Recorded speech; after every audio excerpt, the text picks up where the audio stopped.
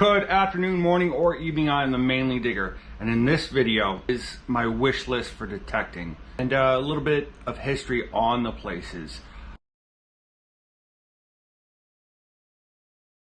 So round, solid rounds, bastions.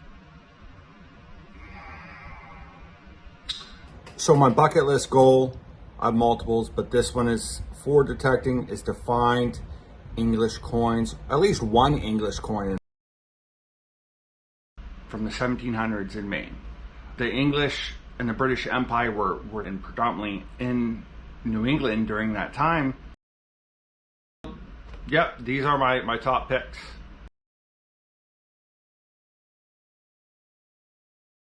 So I'm going to start off with Fort William Henry, New Harbor, Maine. So Fort William Henry was built in 1692. The fort was destroyed at some point, and it was rebuilt in 1908. Or a replica was rebuilt of that exact fort, of the 1692 fort. Prior to Fort William Henry being built in 1692, the French and their Native American allies captured both settlement of Pemaquid and Fort Charles, which was the fort that was on the exact location prior to 1692 when they built Fort William Henry. In 1691, the English, after recapturing it, they started rebuilding Fort William Henry. So some dimensions, the walls were, in some places, were up to 20 feet high. That stood about 29 feet tall. The fort also housed 60 soldiers and had 21 cannons. It was a beast of a fort. But in 1696, the siege of Pemaquid took place. Not a shot was fired. So why did the siege of Pemaquid take place? Because of the English's treatment of the local Native Americans. The French took advantage of this. Not even took advantage. They didn't have to. The natives were like, yes, let's go destroy that fort. Let's go take that fort and just destroy it. Because why not? Captain Paco Chup. So Captain Chup,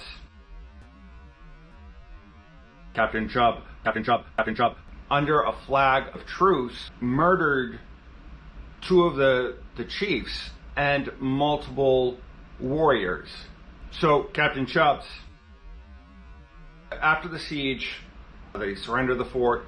Captain Chubb went back to Massachusetts, got married or was married, had children, and started a life in Andover, Mass. The Native Americans were not pleased. The Native Americans wanted revenge. They wanted revenge bad. They hunted him down and went from Maine to Andover, Mass, attacked the village, found him, and murdered not only him, but his family. Horrible, horrible story.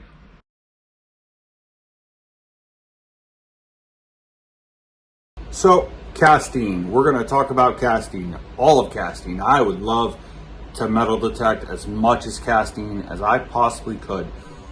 Why? Because there is so much activity. Especially during the Revolutionary War, the British, that was like their area. That was their main base. That was their that was their headquarters. Especially for any naval activity. And during the War of 1812, British marched into Castine and took that whole fort over again because Americans left it abandoned.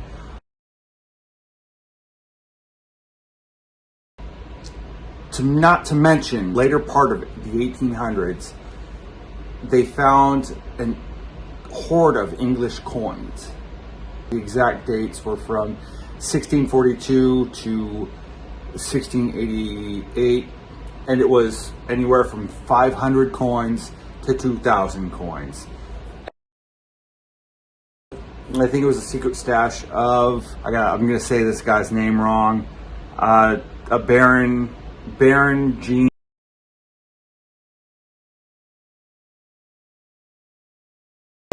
It was found in the later part of 1800s, and it was found on farmland. I'll throw some pictures in there. Here's another one. Here's a river. I'm going to pronounce this horribly. Baga Deuce River. I want to find some English coins.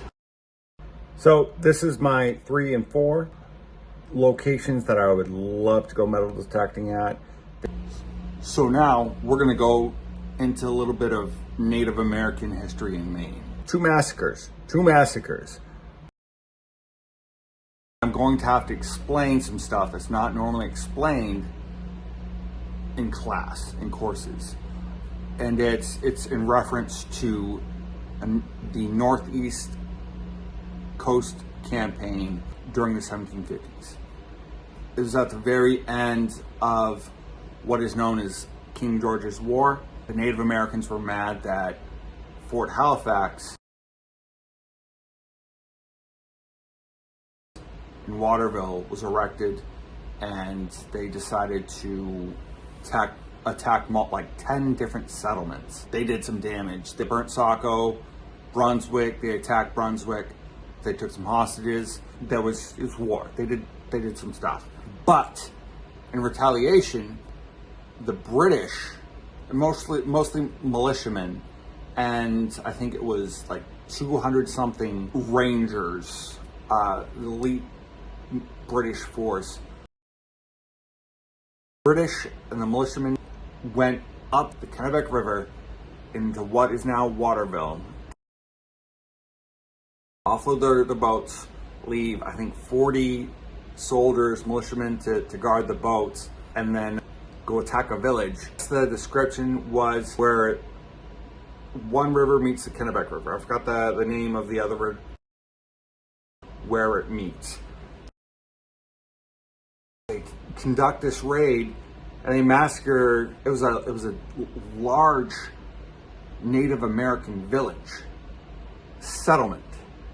And it was a camp, like it was a winter camp, but it was a large settlement. I'm trying to find that location right now. It's probably a no-go. It's on the no-fly zone, but it would still be so fun. I would just want to find that area. After that raid, they're like, we're gonna go and into Norwalk, which was like the center that was their base of operations. It was a kill blow, it was a kill strike to any other operations at that time. Why they were hitting these targets, these villages, these settlements, is because Norwalk was the base of operations. And Winslow was where they would bring captives, bring their prisoners first, feed them, give them shelter before going on somewhere else, wherever they were going. Up north, probably to be sold to the French. A lot of destruction going on at this time for both sides. Both of them were massacres. They wanted to break them, and they did.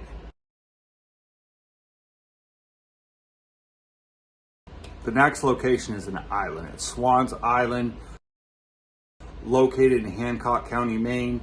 It was first charted in 1606. It's named after a Colonel James Swan, who was kind of awesome. He was one of the original Sons of Liberty that was at the tea party and throwing tea over the ship's side, just tossing it. That's actually that's really cool. He purchased the island in 1786, and the island was first settled.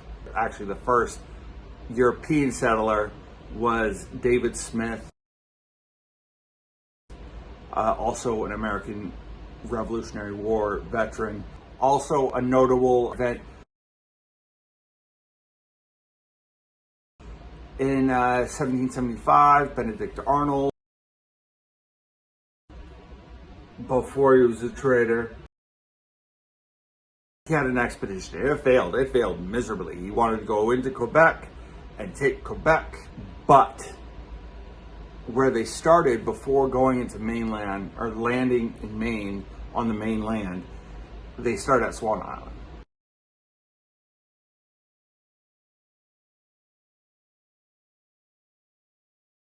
I'm going to talk about pirates. Piracy in Maine.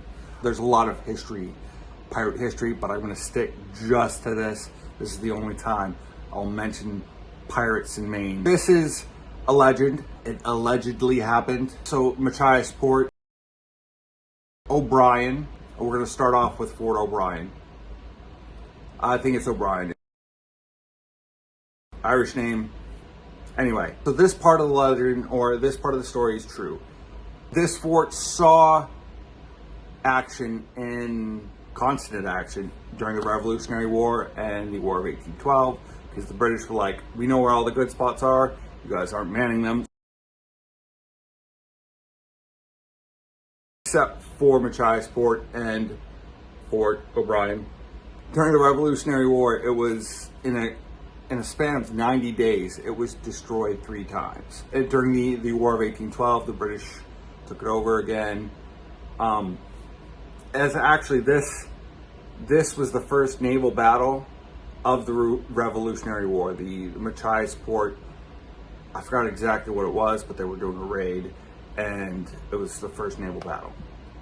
Another part of history that I didn't know until I read about Machias Port. Here's the pirate tale. So there's a pirate fortress, the legend goes, and pirate treasure that is buried. The legend states that legendary pirate Black Sam Bellamy was like this king of the fort. It was a wood fort, and it was pretty much it was like a pirate's retirement home. And supposedly the fort is located somewhere between Renshaw Point, or now it's called Lane, and Old Rim Bridge. I've looked at the map, I'll throw the map in there.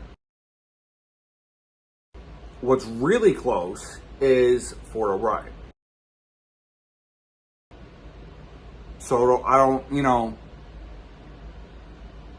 how well that story is told, or that if it's, it's just a legend, and I'd be so sad if it was just a legend, it wasn't true.